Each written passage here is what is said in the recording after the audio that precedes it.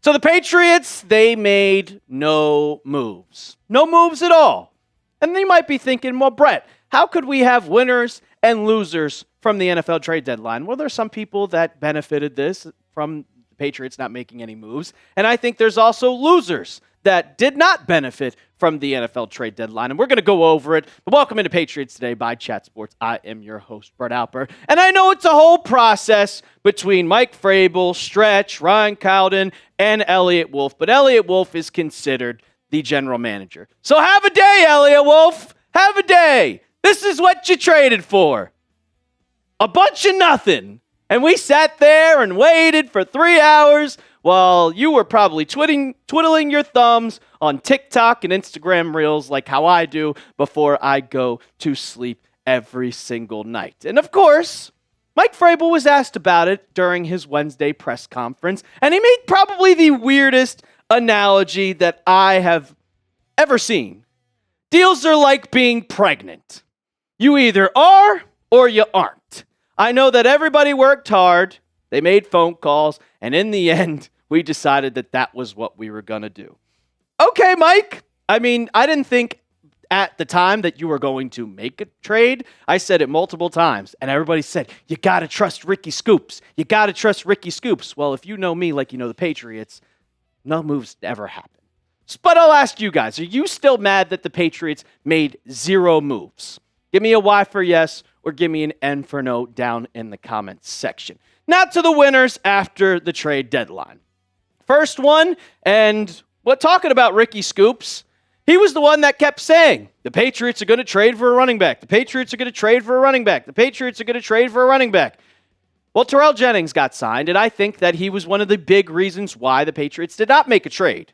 And I think that he benefits the most out of any player on the Pats at them not making a single move. Because if you see right there, his stats versus the Falcons, I know it's only a 3.2 average, but 11 carries, 35 yards, and a touchdown. Got his first career touchdown with the Pats, and it was awesome to see. I know he celebrated, and I am a true believer in this in number 26. But with no running back added, and Ramondre Stevenson is your running back 1, Travion Henderson is your 2, Jennings is your 3rd running back. He is going to be your 3rd. He's that guy that can also perform on special teams. He's that guy that can come in for relief if Ramondre is tired and Travion Henderson is also tired. But Ramondre, could he be back? He missed last week with a toe injury, and he did not participate in practice on Wednesday with that same toe injury. So could we see him being back? But if not, the Patriots, they could elevate Dearness Johnson once again. And I think it's also saying that they didn't place Ramondre on IR, so I think that he's going to be okay. But Terrell Jennings, he's going to be a point in this offense. He's going to be in the rotation, and I think he benefits the most. The second one, and that's Kyle Williams. And we've talked about Kyle Williams over and over and over again. But with Kyle Williams, well, the Patriots were also rumored by Ricky Spanish to go for a trade for a wide receiver, talking about one. Well, the Patriots didn't trade for a wide receiver, but there were multiple trade options available. We saw yesterday that former Patriots wide receiver Jakobi Meyers was traded to the Jaguars from the Raiders, and it did not take much, a 2026 6th-round pick and a 2026 4th-round pick. If I'm going to be honest, the Patriots were rumored to have a reunion with Jakobi Meyers. I know how much Josh McDaniels loves Jakobi Meyers, and he's a solid wide receiver that would help this team. But it did not happen. But then, of course, you saw another trade happen. And this was one where I was just like, oh, I would love the Patriots to get this guy. Andrew Callahan kind of talked about it. Ben Solak of the ESPN talked about it. And I just kind of thought that this was a possibility. But obviously the Patriots did not want to trade for him. And it's Rashid Shaheed. Rashid Shaheed went to the Seattle Seahawks, and that was somebody that I thought the Patriots could have gotten. And it didn't cost much either. A 2026 4th-round pick, a 2026 5th-round pick. I said if the Patriots were going to go up and get somebody, you could get a draft pick like that. And he is someone that takes the top off the defense. Well, who's another guy that can take the top off the defense that has very similar characteristics to Rashid Shaheed? It's not your guy that's going to go out there and catch 10 passes in one single game. It's going to be your guy that goes for 30 yards down the field and catch the deep ball. Well, Kyle Williams kind of does the same exact thing, except we haven't really seen him that much this year. We have not seen him that much this year. 2 catches, 20 yards. But now with Kayshon Boutte having a hamstring injury, well, you kind of had to go out and get another wide receiver if you really thought that Kayshon Boutte was going to be out, because hamstring injuries are nothing to play with. Patriots not trading for one and even kind of calling up somebody for one tells me that they're confident in Kyle Williams. It tells me that they believe in him. I don't think this is going to be another situation where we see, hey, guess what? He's just going to be another Jalen Polk. And when you look at the Patriots wide receiver depth chart, it kind of fills out. You have 6 already. So if you traded for a wide receiver, what do you do here?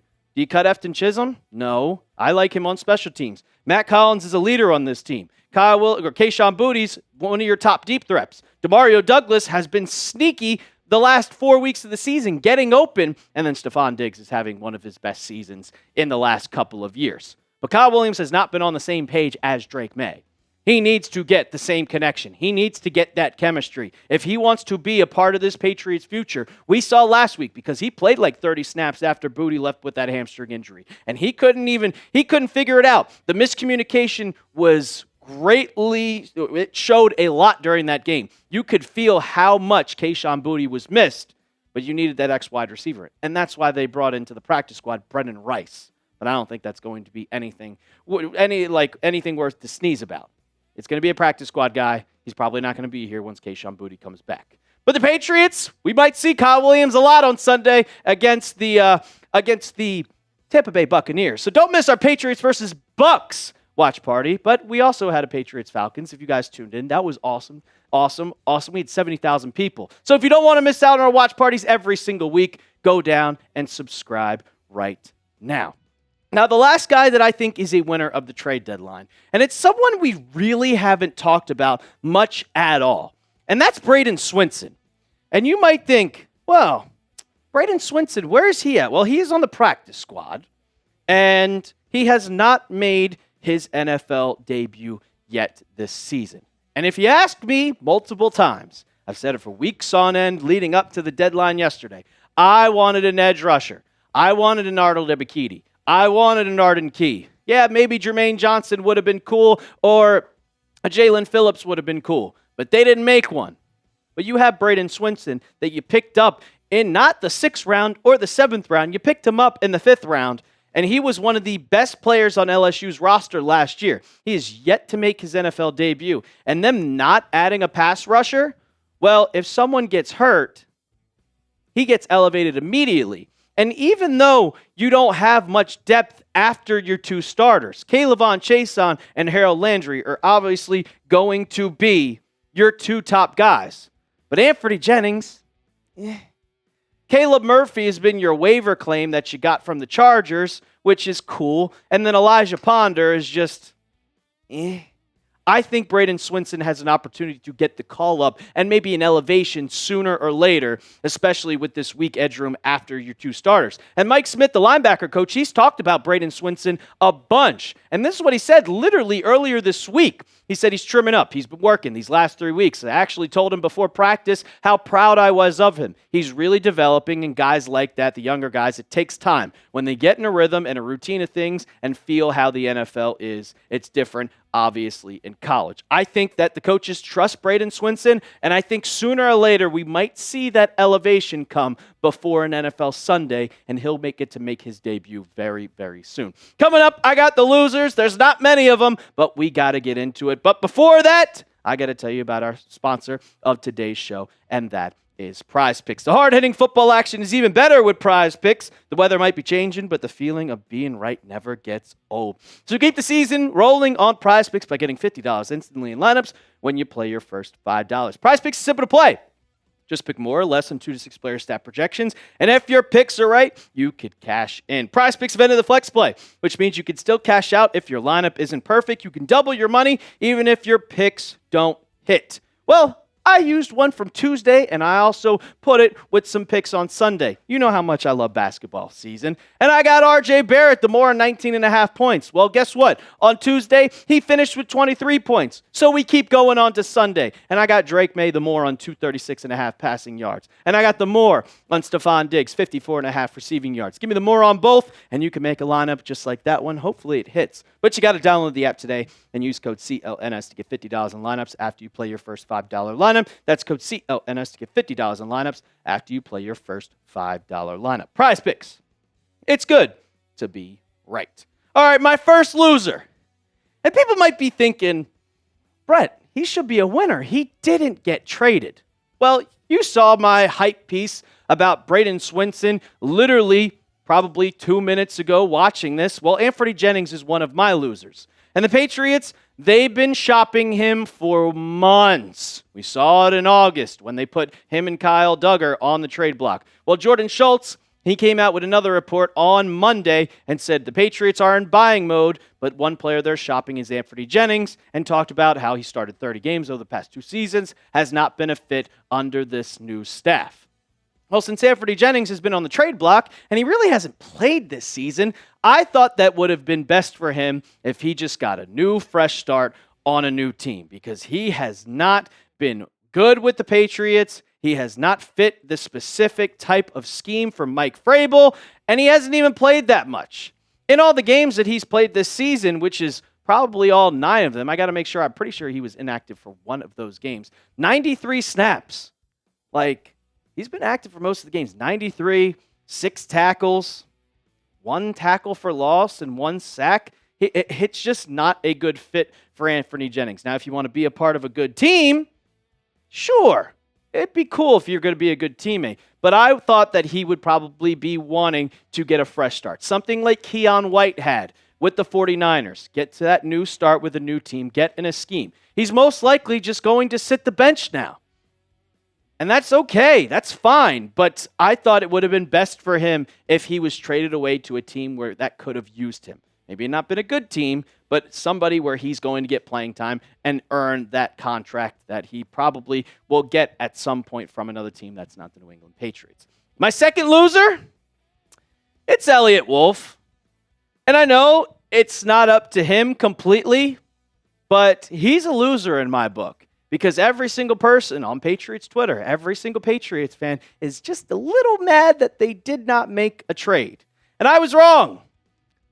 I thought that he was going to make a move.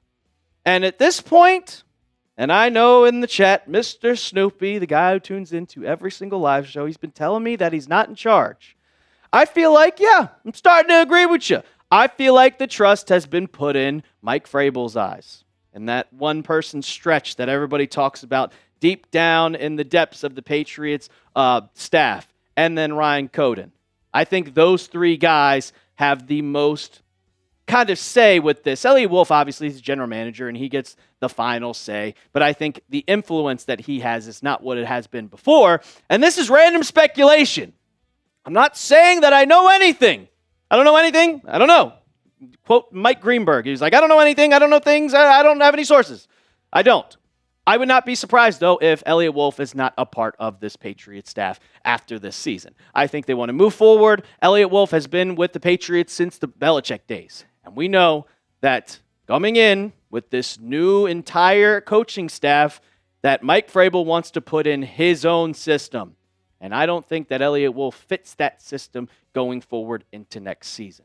Just some random speculation. I'm not saying it's going to happen, but that's just my guess. I'll ask you guys, what do you think? Is he going to be on the New England staff next year? Give me an F for fired, or it might be a mutual parting of ways, or give me a K for keep down in the comments section. I don't know, but I don't think he's, I would say no. I don't think he's going to be a part of this anymore. And we'll see. We'll find out. But we got the season going on this week against the Tampa Bay Buccaneers. If you want to keep the conversation going, talking about Elliot Wolf, talking about the New England Patriots, go ahead and give me a follow on social media at The Real Alper on both Twitter and on Instagram. Go hit me with a follow. And as always, let's go Pats.